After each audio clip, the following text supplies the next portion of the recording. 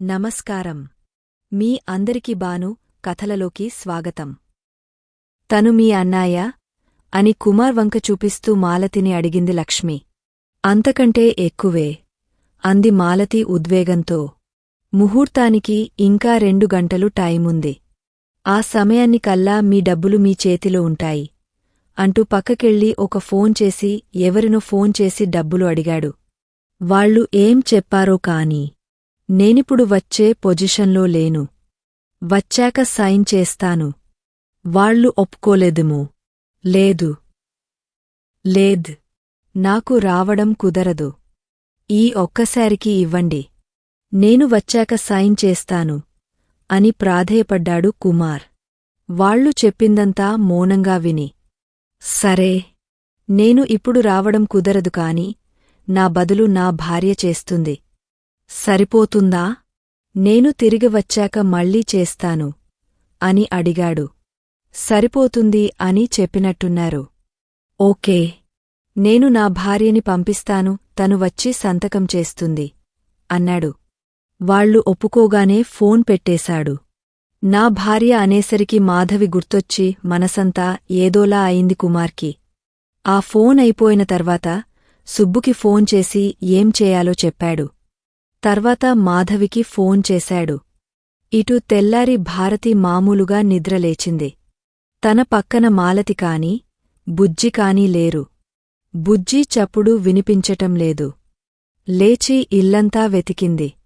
ఎవరూ కనిపించలేదు. పక్క నిద్రపోతున్న మాధవిని లేపింది. అక్కవాళ్ళు ఏరి అని అడిగింది. బావ తీసుకెళ్లాడు అని చెప్పింది మాధవి. ఎక్కడికి? అంది భారతి. ఏమో నాకు చెప్పలేదు అంది మాధవి. మరి నన్ను ఎందుకు లేపలేదు అని అడిగింది భారతి. ఎప్పుడైనా ఇలా తీసుకెళ్తుంటే నన్ను లేపు అని నువ్వు నాకు చెప్పావా? నేను లేపడానికి? అయినా వాళ్ళ అమ్మగారికి బాలేదని బావగారు చెప్పారుగా. ఆమె ఏమన్నా సీరియస్గా ఉందేమో, అందుకనే వెళ్లారేమో అంది మాధవి. నువ్వు ఏది మంచిగా ఆలోచించవా? భారతి సీరియస్గా చెప్పింది. నాకు ఎవరు ఏం చెప్పకపోతే నేను ఇలాగే ఆలోచిస్తాను మాధవి చిరాగ్గా చెప్పింది. సర్లే, కుమార్కి ఫోన్ చేయి అంది భారతి. కావాలంటే నువ్వే చేసుకో, నేను చేయను. వెళ్ళేటప్పుడు 3 సార్లు అడిగినా చెప్పలేదు. వచ్చాక అక్క చెబుతుందిలే అని చెప్పి మాధవి లేచి తన రొటీన్ పనిలో మునిగిపోయింది. ఓ గంట తర్వాత కుమార్ నుంచి ఫోన్ వచ్చింది. మాధవి ఫోన్ ఎత్తి, బావా ఎక్కడికి వెళ్లారు? అమ్మ అడగమంది అని అడిగింది. అది తర్వాత చెప్తాను. నువ్వు ఇప్పుడు నేను చెప్పినట్టు చేయి అన్నాడు కుమార్. ఏం చేయాలి అని మాధవి అడిగింది. అత్తమ్మకి ఒక మంచి చీర కట్టుకోమని చెప్పు. నువ్వు కూడా ఒక మంచి డ్రెస్ వేసుకో. అలాగే నీకు ఇందాక నా బీరువా తాళం ఇచ్చాను కదా, నా గదిలోకి వెళ్ళు అన్నాడు. మాధవి ఫోన్ పట్టుకుని అలాగే గదిలోకి వెళ్ళింది. బీరువా తాళం తీసిపాయి అలమరలో బట్టల కింద ఇంకో తాళం చెవి ఉంటుంది. దాన్ని తీసుకుని లోపల బీరువాలోని అర ఓపెన్ చేయి అన్నాడు కుమార్. మాధవి ముందు బీరువా తెరిచింది. తెరవగానే 2 అరలో మాత్రమే బట్టలు ఉన్నాయి. దాని కింద అర ఖాళీగానే ఉంది. కింద ఉన్న ఇంకో అరలో ఏదో కవర్ ఉంది. వీడి బీరువాలో చాలా ఖాళీ ఉంది అని అనుకుంటూ ఆ కవరేంటో చూడాలనిపించి తీయబోయేంతలో కుమార్, తీసావా అని చెప్పేసరికి ఆ కవర్ వదిలి లోపలి అర ఓపెన్ చేసి చూసింది. అందులో కొన్ని రకాల ఫైల్స్ ఉన్నాయి. అదే మాట చెప్పింది కుమార్తో. అందులో బ్లూ కలర్లో ఒక ఫైల్ ఉంది. దాన్ని తీసుకొని బ్యాగ్లో పెట్టు. అలాగే ఇంట్లో ఉన్న నగలు కూడా జాగ్రత్తగా పెట్టుకొనిరా. మాలతికి కూడా ఒక మంచి పట్టు చీర తీసుకురా అని మాట్లాడబోతుండగా, నీకేం పట్టుకురావద్దా అన్నది మాధవి వ్యంగ్యంగా. భలే గుర్తుచేశావు. నాకూడా ఒక మంచి డ్రెస్ పట్టుకురా. ఇవన్నీ రెడీ చేసి నువ్వు బయటకు వచ్చేసరికి సుబ్బుకారు తీసుకుని వచ్చి ఉంటాడు. కారెక్కి బయలుదేరు అన్నాడు. ఇన్ని చెప్తున్నావు ఎక్కడికో మాత్రం చెప్పలేదు అంది మాధవి. కుమార్ ఏమీ మాట్లాడకుండా ఫోన్ పెట్టేశాడు. హూ అడిగితే నువ్వేమీ చెప్పవు. అక్కడ మీ అత్త నా బుర్ర తింటుంది అంటూ భారతి అడిగే ప్రశ్నలకు తాను కూడా ఏమి మాట్లాడకుండా మౌనంగా కుమార్ చెప్పినట్లే చేసింది. భారతి, మాధవి బయటకు వచ్చేసరికి సుబ్బు కారుతో వచ్చేశాడు. ఇంటికి తాళం వేసి కారులో కూర్చోబోతుంటే సుబ్బు అమ్మని వెనకాల పడుకోబెట్టి తీసుకొని అన్న రమ్మన్నాడు. నువ్వు వచ్చి ముందు కూర్చోవదినా అన్నాడు. అలాగే చేశారు. సుబ్బు కార్ స్టార్ట్ చేసి ముందుకు పోనిచ్చాడు. దారిలో కుమార్ మళ్ళీ మాధవికి ఫోన్ చేశాడు. మాధవి, సుబ్బు ఆపినచోట నువ్వు కూడా కార్దిగా ఫైల్ తీసుకొని సుబ్బుతోపాటు లోపలికి వెళ్ళు. సుబ్బు చెప్పిన వాళ్లకి ఆ ఫైల్ ఇచ్చేయ్. వాళ్లు చెప్పిన చోట సంతకాలు పెట్టు. వాళ్లు ఇచ్చిన డబ్బు జాగ్రత్తగా పెట్టుకుని కారెక్కితే సుబ్బు నా దగ్గర తీసుకొస్తాడు అని చెప్పాడు. అంతా బాగుందిగాని నేను ఎందుకు సంతకం పెట్టడం అని అడిగింది మాధవి. నోరు మూసుకొని లోపలికి వెళ్ళి వాళ్లు చెప్పిన చోట సంతకం పెట్టు అన్నాడు అని కోపంగా ఒక్కొక్క పదం సాగదీసి చెప్పాడు. కోపంతో మాధవి ఫోన్ కట్ చేసింది. సుబ్బు తిన్నగా కార్ తీసుకెళ్లి ఒక ఫైనాన్షియర్ ముందు ఆపాడు. కుమార్ మాధవి చేతిలో బ్యాగ్తో కిందకి దిగింది. లోపలికి వెళ్దాం రావదినా అన్నాడు సుబ్బు. ఇంకోసారి వదిన అంటే పళ్ళు రాలగొడతాను. ముందులా అక్కా అని మాత్రమే పిలువు అంది.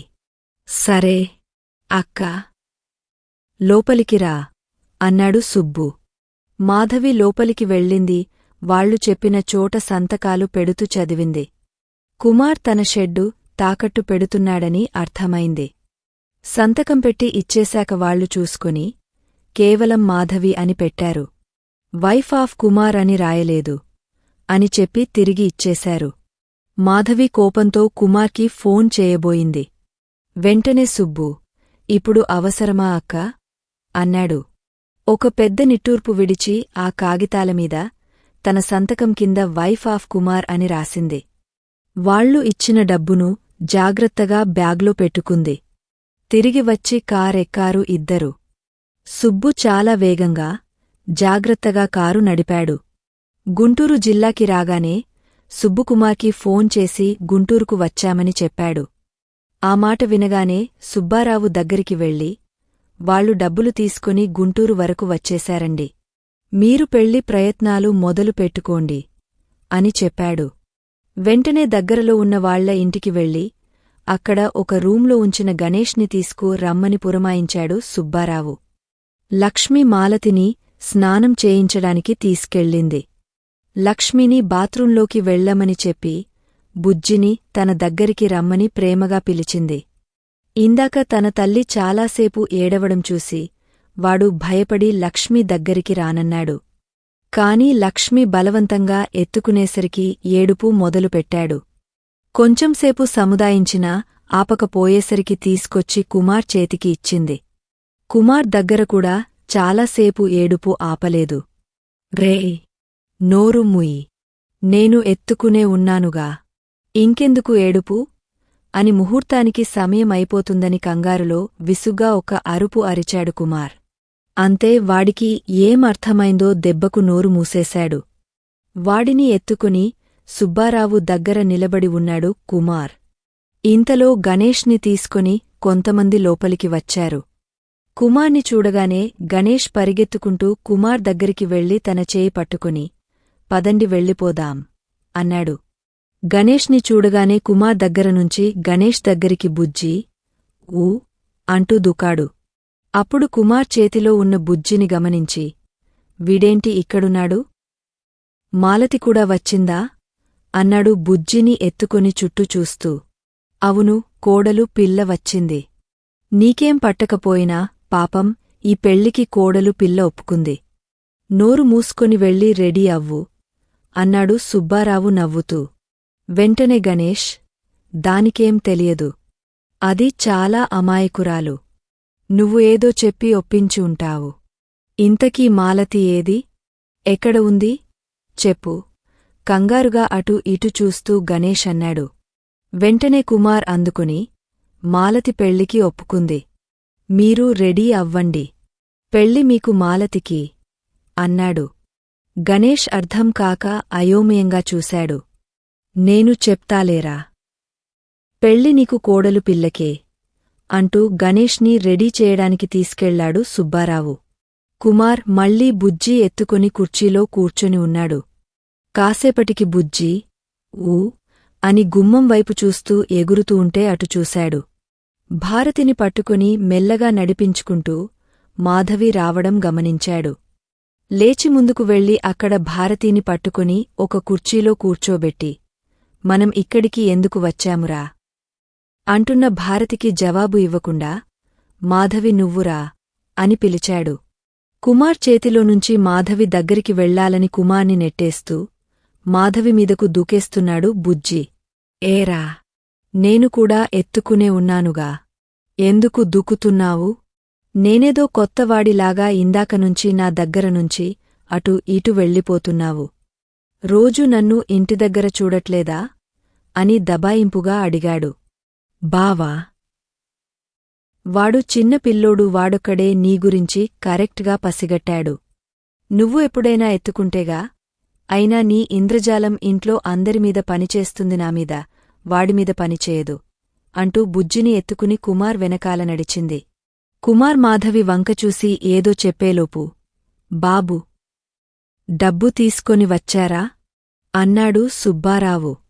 ఇంకా ఉంది. అమూల్యమైన మీ సలహాలను కామెంట్ల రూపంలో అందిస్తారని ఆశిస్తూ మీ ఎస్.జె. బాను. మీకు ఈ కథ నచ్చినట్లయితే లైక్ చేయండి, షేర్ చేయండి. ఇంకా బాను కథలును సబ్స్క్రైబ్ చేయడం మర్చిపోకండి. Thank you.